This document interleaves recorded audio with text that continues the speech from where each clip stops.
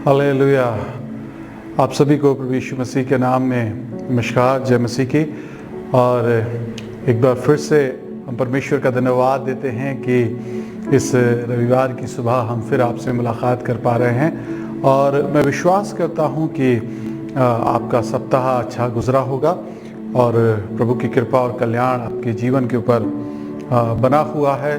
और मैं देख रहा हूं कि बहुत से लोग फ़ोन करते हैं, बहुत से लोग इन वीडियोस को देख रहे हैं, ब्लेस हो रहे हैं। सो हम बहुत बहुत आपका धन्यवाद करते हैं कि आप हमारे साथ में इस सेवा के अंदर सहयोग कर रहे हैं। और परमेश्वर आप सभी को बहुत आशीष और बरकत दे। आइए, आज समय होगा कि हम परमेश्वर के वचन में चलेंगे और आज हम लोग सीखेंगे बड़ी ज़रूरी बात को।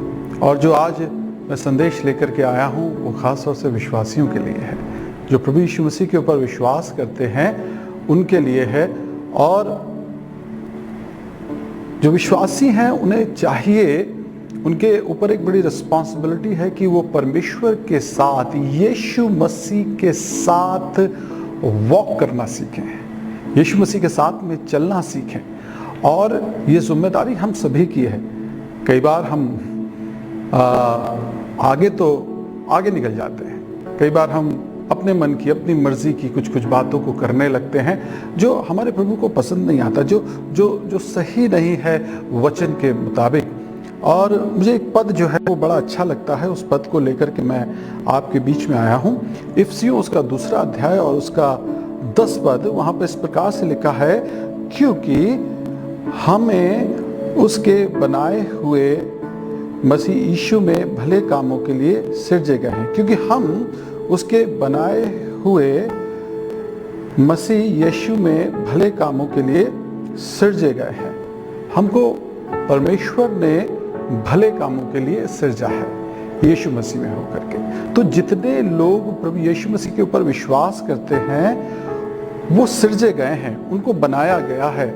आपको मकसद के साथ परमेश्वर ने बनाया है कि आप अपने जीवन से परमेश्वर के भले काम करें। सृजे गए हैं, तो जब ये शब्द आता है सृजे गए हैं, तो इंग्लिश में इस शब्द को जो है वो वर्कमैनशिप कहा गया है कि परमेश्वर ने जो अपने हाथों का काम किया है, परमेश्वर ने आपको अपने हाथों से इस काम के लिए बनाया है कि आप अपने जीवन से भले काम करें। विश्वासी लोग अपने जीवन से अच्छे काम करें, विश्वासी लोग अपने जीवन से भले काम करें। इसीलिए परमेश्वर ने आपको, मुझे और हम सबको जो है वो रचा है। और आगे जो परमेश्वर का वचन लिखा है वो इस प्रकार से है, जिन्हें परमेश्वर ने पहले से हमारे करने के लिए तैयार किया है। जिन्हें पहले से हमारे करने के लिए तैयार किया है। क्या तैयार किया है? भले काम। भले काम करने के लिए परमेश्वर ने पहले से ही हमें तैयार किया है। अंग्रेजी में इस तरीके से लिखा हुआ है किंग जेम्स वर्जन के अंदर कि परमेश्वर ने हमको ऑर्डेन किया है, अर्थात परमेश्वर ने हमको ठहराया है। परमेश्वर ने, या ऐसा कहें कि भले कामों को करने के लिए हमारा अभिषेक किया है। विश्वासियों को, जो धर्मी जन है, जो प्रभु यीशु मसीह के ऊपर विश्वास करते हैं, उनको भले काम करने के लिए ऑर्डेन किया गया है, उनका अभिषेक किया गया है। तो हर एक विश्वासी को चाहिए कि वो अपने जीवन से भले कामों को करे। अगर आप कहते हैं कि मैं प्रभु यीशु मसीह के ऊपर विश्वास करता हूं, तो आपको चाहिए कि आप भले काम करें। जब भी आपके जीवन के अंदर मौका आए, आप भले काम करें। बुरे काम आपकी जिंदगी से दूर रहें, बुरी बातें आपकी जिंदगी से दूर रहें, बुरे ख्यालात आपकी जिंदगी से दूर रहें, बुरे कर्म आपकी जिंदगी से दूर रहें, और आप खुदा की मर्जी में, प्रभु यीशु मसीह की मर्जी में हो करके अपने जीवन को व्यतीत करें। सो परमेश्वर आपको रीजनरेट करना चाहता है फिर से। अगर ये चीजें आपकी जिंदगी के अंदर नहीं हो रही है, अगर आप कह रहे हैं कि मैं विश्वासी हूं, अगर आप कह रहे हैं कि मैं यीशु मसीह का मानने वाला हूं, तो हो सकता है आज के समय में आपके जीवन के अंदर ये चीजें ना हो।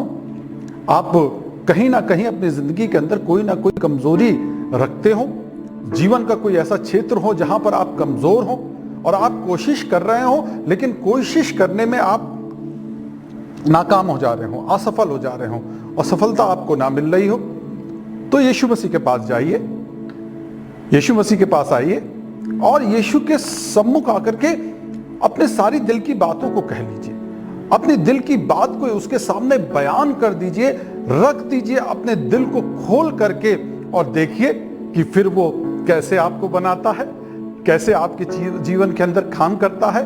क्योंकि वो कह रहा है कि मैंने तुम्हें बनाया ही इसी काम के लिए, मैंने तुम्हें रचा ही इसी काम के लिए है। यीशु मसीह के ऊपर सब विश्वास नहीं करते, यीशु मसीह के ऊपर सब यकीन लेकर के नहीं आते। यीशु मसीह ऐसा एक विषय है, एक ऐसा विषय है जिसके ऊपर सब बहस करते। यीशु मसीह का प्रचार करना, यीशु मसीह का नाम लेना आसान नहीं है। आप किसी भी का नाम ले लें, कोई प्रॉब्लम नहीं है, लेकिन जब आप यीशु मसीह का नाम लेते हैं तो समस्या आती है, तो प्रॉब्लम आती है, तो बहुत सी कठिनाई आती है।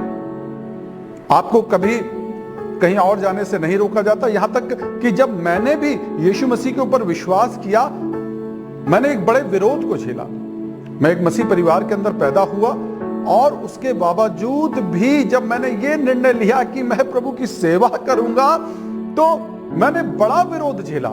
आज भी विरोध झेलता हूं, अपने ही परिवार से, अपने ही लोगों से, अपने आसपास के लोगों से, अपनी ही कम्युनिटी के से विरोध आता है। क्यों आता है विरोध? मेरा विरोध नहीं है, यीशु का विरोध है, यीशु का विरोध है। और मेरा विरोध तब होने लगता है जब यीशु मेरी जिंदगी के अंदर आता है और शैतान को यह पता है कि अब आप भले काम करने के लिए रचे गए हैं, आप अच्छे कामों के लिए रचे गए हैं। और अच्छा काम शैतान को पसंद नहीं आता, उसको पसंद नहीं आता कि जब आप अच्छे काम करते हैं। और जैसा मैं कह रहा था कि अगर अभी आपसे अच्छे काम बन नहीं पड़ते तो चिंता ना करें, परेशान ना हो, आप तब भी चुने हुए हैं, आप बुलाए हुए लोग हैं।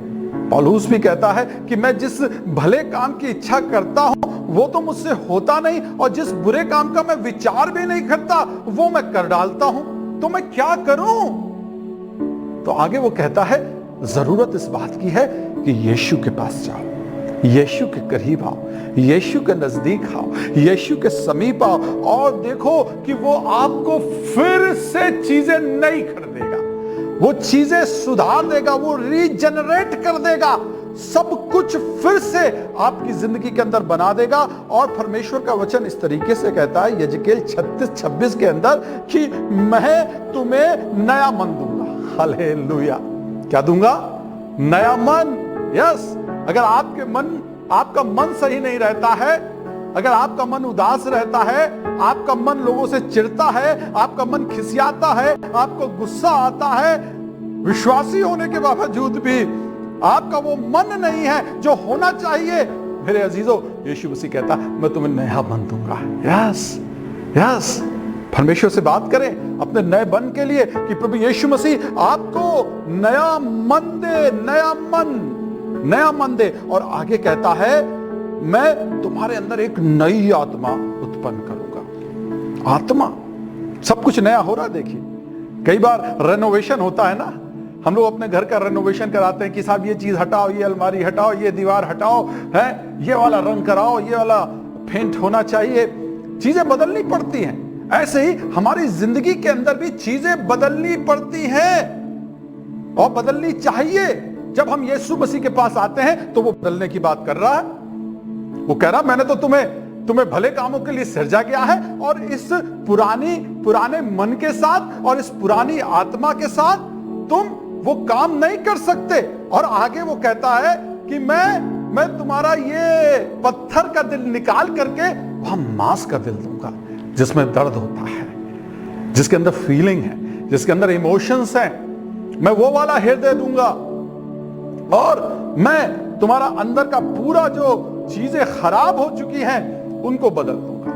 मैं वो सारी चीजें नहीं कर दूंगा क्योंकि मैंने तुम्हें भले कामों के लिए रचा है। और यीशु मसीह का वचन ऐसे कहता है, परमेश्वर का कलाम ये कहता है 2 कुरिन्थियों 5वां अध्याय 17 पद के अंदर कि मसीह में जो है वो नई सृष्टि है। आप यीशु मसीह में है ना, आप यीशु मसीह में विश्वास करते हैं तो आप क्या है? नई सृष्टि। यस, न्यू क्रिएशन, नई सृष्टि है। पुरानी बातें बीत गई, वचन कहता है अब सब कुछ नया हो गया। नई सृष्टि जानते हैं आप क्या होते हैं? नई सृष्टि, नई सृष्टि, नई सृष्टि। नया पौधा उगता है, देखो कितना फ्रेश लगता है। नई फसल उगती है, कितनी ताजगी देती है। छोटा बच्चा होता है, नई सृष्टि दिल को खुश कर जाता है। ऐसे ही मेरे अजीजों, परमेश्वर आपको नया कर देना चाहता है, नई सृष्टि बनाना चाहता है। और पुरानी चीजें, बिल्कुल पुरानी बातें हैं, गड़बड़ बातें हैं, खराब बातें हैं, बुरी बातें हैं, ऐसी चीजें हैं हमारी जिंदगी के अंदर। यीशु मसीह उसे जानता है और कहता है पुरानी बातों को मैं पास्ट कर दूंगा, मैं उसे पीछे, तुम्हारी जिंदगी में वो बातें पीछे रह जाएंगी। तुम कहोगे मैं पहले कुछ और हुआ करता था, अब मैं कुछ और हुआ करता हूं। यस, क्योंकि परमेश्वर ने आपको ऑर्डेन किया है। वैसे ऑर्डेन शब्द जो है वो पासवानों के लिए अक्सर इस्तेमाल किया जाता है। इस शब्द के ऊपर उन्होंने कब्जा कर रखा है, ऑर्डिनेशन। लेकिन मैं आपको बता रहा हूं, परमेश्वर का वचन कह रहा है, अंग्रेजी की बाइबल में लिखा है, परमेश्वर ने आपको भले कामों के लिए ऑर्डेन किया है। ये सबसे अच्छी बात है, ये सबसे बेहतरीन बात है। अच्छे कामों के लिए आपका अभिषेक किया गया है, भले कामों के लिए आपको बुलाया गया है, आपकी कॉल हुई है। और हम जैसे देख रहे हैं, अगर हमसे भले काम नहीं बन पा रहे हैं तो परमेश्वर आपको ठीक करने के लिए तैयार है, आपके अंदर एक नया कंस्ट्रक्शन करने के लिए तैयार है, वो आपकी जिंदगी के अंदर बदलाव करने के लिए तैयार है। किसकी जिंदगी के अंदर? विश्वासियों की जिंदगी के अंदर, जो यीशु मसीह के ऊपर विश्वास करते हैं। और जब ऐसा होने लगेगा, आप देखेंगे कि आप यीशु मसीह के साथ चलने लगेंगे, फिर आपको यीशु मसीह के साथ चलने में आनंद आने लगेगा, आप खुश होने लगेंगे, आप यीशु के साथ रहना आपको पसंद आएगा, दुआ करना आपको अच्छा लगेगा, यीशु की बात करना आपको अच्छा लगेगा, कलाम पढ़ना आपको अच्छा लगेगा, यीशु के गीत गाना आपको अच्छा लगेगा। फिर आप दुआ में सोएंगे नहीं सोएंगे। अक्सर मेरे पास में शिकायत आती है, लोग करते आगे कि भाई साहब हम दुआ करने जाते हैं और हमें नींद आ जाती है, हम सो जाते हैं, हम बाइबल उठा करके पढ़ते हैं और हमें नींद आने लगती है। यस, लोगों की ये प्रॉब्लम है। कारण क्या है? चीजें नई नहीं हुई हैं, चीजें बदली नहीं है, अभी भी काम बाकी है, अभी भी समर्पण बाकी है, अभी भी बहुत कुछ करना बाकी है। और उसे करने के लिए आपको यीशु मसीह के पास में आना पड़ेगा पूरे समर्पण के साथ। बहुत से लोग विश्वास करने लगे हैं, वो जान गए हैं कि यीशु मसीह एक सामर्थी परमेश्वर है, यीशु मसीह हमारा उद्धार करता है, यीशु मसीह हमें चंगा करता है। संसार ये जान रहा है, लोग इस बात को जान रहे हैं कि यीशु मसीह जो परमेश्वर है वो कोई साधारण परमेश्वर नहीं है, ये अलग है, ये डिफरेंट है, ये बात समझ रहे हैं। लेकिन अभी भी वो ये भी समझ रहे हैं कि हमारी जिंदगी के अंदर, मेरी जिंदगी के अंदर जो होना चाहिए वो नहीं है। मुझे जैसे आत्मिक जिंदगी के अंदर चलना चाहिए, मुझे जैसे यीशु के साथ चलना चाहिए, जो मेरी स्पिरिचुअल वॉक होनी चाहिए, वो नहीं है। कारण क्या है? अभी भी पुरानी चीजें पीछे लगी हुई है। पुराना दिल, पुराना मन, पुरानी आत्मा, पुराना ख्यालात, पुरानी चीजें, पुराने दोस्त, ये सब हमारे पीछे लगे हुए हैं, जो हमें नया होने नहीं देते, जो हमें यीशु के साथ चलने नहीं देते। यीशु के साथ हमारी वॉक नहीं हो पाती। क्या करना है इसके लिए? यीशु को अपना दोस्त बनाना है। यीशु कैसा दोस्त? प्यारा। यीशु प्यारा दोस्त है, यीशु अच्छा दोस्त है। इफिसियों उसका 2 अध्याय उसके 13 पद के अंदर लिखा है, जो पहले दूर थे, हम और आप जो पहले दूर थे, पहले जो दूर थे, अब मसीह यीशु में और उसके लहू के द्वारा एक हैं। हम पहले क्या थे? यीशु मसीह से दूर थे। जब दूर थे यीशु से तो हम कुछ जानते नहीं थे, हमें कुछ पता ही नहीं था, हमें मालूम नहीं हमें करना क्या है। जब हमें पता ही नहीं था कि हमको करना है, कैसा एक आत्मिक जीवन जीना है, तो हम अपनी मर्जी से चलते थे, जैसा जो कर मिलता था वो करते थे। कुछ चिड़ियों को दाना खिलाते थे, आटा खिलाते थे, कुछ चिड़ियों को दाना खिलाते थे, कुछ इस तरीके से आत्मिक जीवनों को जिया करते थे। चलो ये भी अच्छा है, ये कोई बुरी बात नहीं है, लेकिन इसके अलावा भी बहुत कुछ था जो उन्हें करने की जरूरत थी, वो उनको पता ही नहीं था, वो आपको मालूम ही नहीं था। अब आपको मालूम पड़ रहा है कि एक आत्मिक जीवन जीने का तरीका क्या है। तो लिखा है कि जो पहले दूर थे, अब मसीह यीशु में और उसके लहू के द्वारा एक हो गए। यस, हम प्रभु यीशु मसीह से दूर थे, लेकिन यीशु ने अपने लहू को जब बहा दिया, उसने उस क्रूस के ऊपर अपने खून को बहाया। किसके लिए? आपके लिए, मेरे लिए, इस संसार के लिए। तो जो यीशु मसीह के ऊपर विश्वास करता है, ये गुड न्यूज है, वो यीशु मसीह के साथ एक हो जाता है। जब वो एक हो जाता है तो उसके अंदर यीशु का नेचर, यीशु मसीह का व्यवहार, यीशु मसीह का चाल चलन, यीशु की बातें शुरू हो जाती है। तो आपके अंदर, मेरे अंदर, हम सबके अंदर यीशु की बात शुरू होनी चाहिए और हम सब यीशु मसीह के साथ में एक टीम हो जाने चाहिए, वन टीम। अभी क्या है? हम सब अलग अलग खेल रहे हैं। Yes, this is the problem of Christianity. हम सब कहते हैं हमारा रिलेशन यीशु के साथ बहुत अच्छा है, इसका नहीं है। मेरा रिश्ता तो बहुत अच्छा है लेकिन उसका नहीं है। मेरी कलीसिया तो बहुत अच्छी है लेकिन उसकी नहीं है। I am the best. कई बार हम ऐसा सोचते हैं कि खाली यीशु मसीह मेरा ही है और किसी का नहीं है, उसका रहम मेरे ही ऊपर है और किसी के ऊपर नहीं है। ऐसा नहीं है मेरे भाइयों। One team, one captain, one team, एक ही कप्तान। प्यारो हिम्मत बांधो, आगे बढ़ो। सुनाएगा ना? प्यारो हिम्मत बांधो, आगे बढ़ो, क्रूस का लो निशान, जीतेंगे हम प्यारो। यस, हारेगा शैतान, हारेगा शैतान, हारेगा शैतान। बढ़ो बढ़ो, हिम्मत करो। यीशु है कप्तान, यीशु है कप्तान। यीशु मसीह हमारा कप्तान है, निशाना हमारा क्रूस है।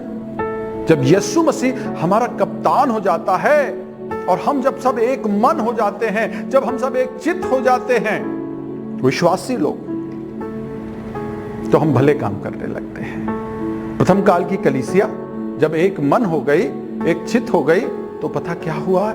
पेटों का काम, उसका दूसरे अध्याय के अंदर लिखा हुआ है, पवित्र आत्मा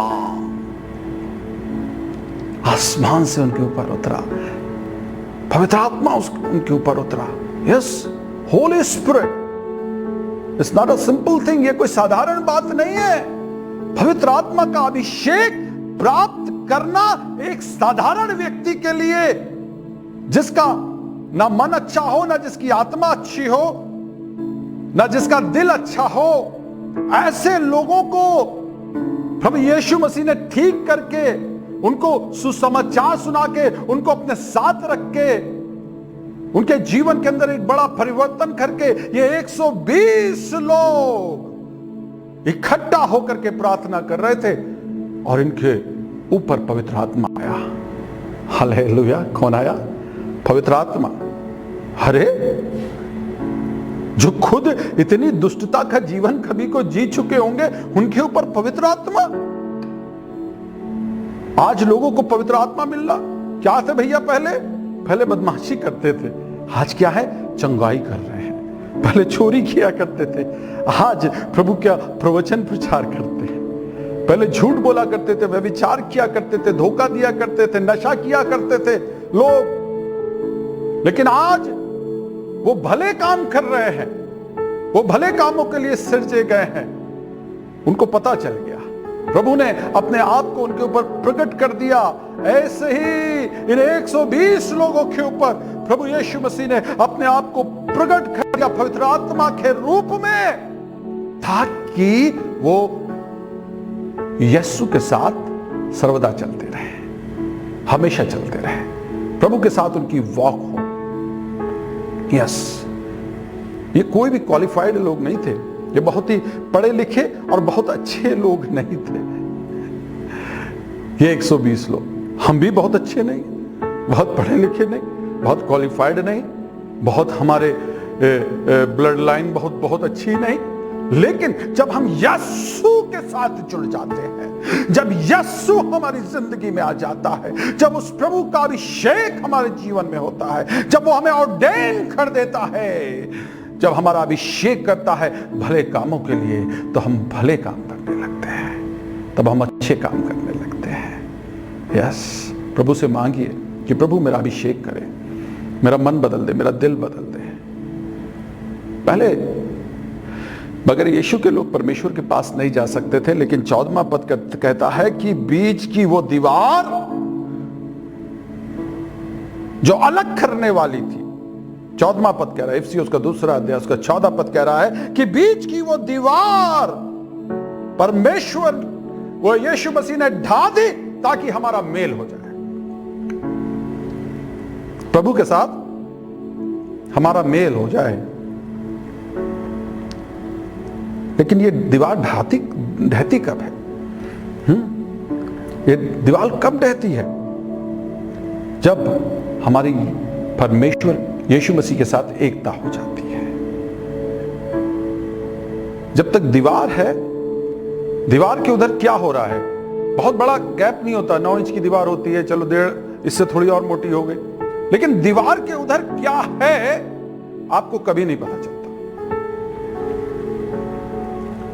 लेकिन यीशु मसीह आए और यीशु मसीह ने उस दीवार को ढा दिया ताकि तुम उन बरकतों को, उन आशीषों को देख सको और उन योजनाओं को, उन प्लानिंग्स को देख सको जो यीशु मसीह ने परमेश्वर में होकर के तुम्हारे लिए लेकर के वो आया है, या परमेश्वर ने तुम्हारे लिए रखी है, या तुम किस वजह के से बनाए गए हो, क्यों तुम्हें प्रभु ने रचा है, तुम्हारे जीवन का मकसद क्या है और क्या होना चाहिए। ये बातें अगर तुम्हें आज नहीं पता है तो यीशु मसीह ने उस दीवार को ढा दिया है। जरा कोशिश करो और तुम्हें पता चलेगा, मुझे पता चलेगा, हम सबको पता चलेगा प्रभु का मकसद क्या है।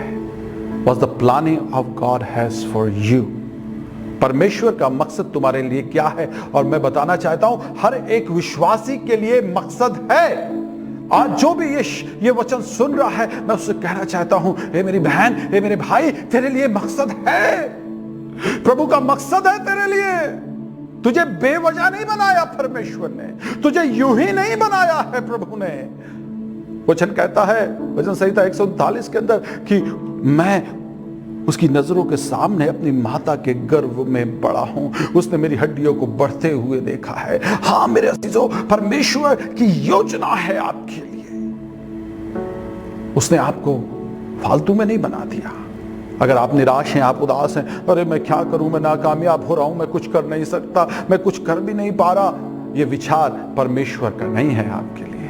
ये आपका स्वयं का विचार हो सकता है, लेकिन परमेश्वर का विचार ये है कि आप मेरे बेटे और बेटी हैं और मैंने तुम्हें भले कामों के लिए रचा है, मैंने तुम्हें भले कामों के लिए रचा है। इसलिए आपको यूनिटी में आना जरूरी है, यीशु मसीह की यूनिटी में आना जरूरी है। इफिसियों उसका दूसरा अध्याय उसका 15 पद के अंदर लिखा है, इफिसियों उसका दूसरा अध्याय उसका 15 पद लिखा है कि एक नया मनुष्य मैं तुम्हारे अंदर उत्पन्न करूंगा।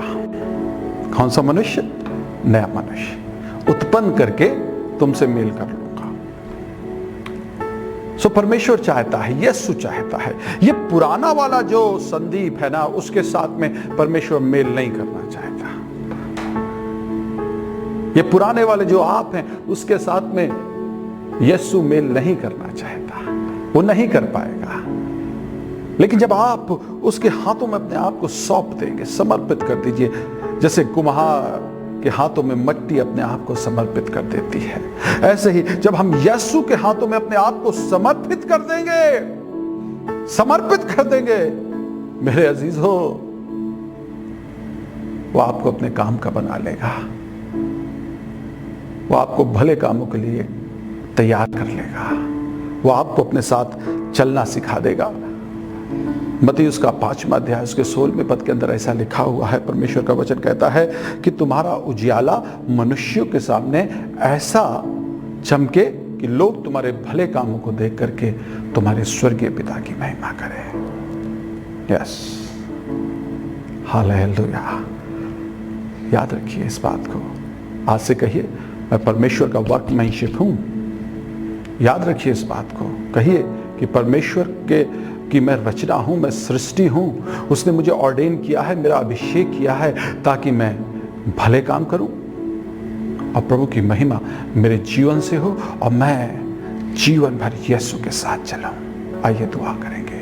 प्रभु यीशु मसीह, हम आपका धन्यवाद करते हैं इस वचन के लिए, जो वचन का बीज बोया गया है प्रभु, वो बहुतायत से फल लेकर के आए।